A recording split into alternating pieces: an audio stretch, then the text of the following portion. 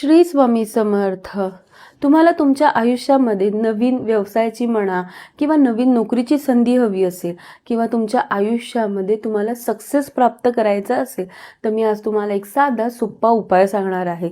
जो उपाय केल्याने तुमच्या आयुष्यामध्ये नवीन संधी उपलब्ध होईल.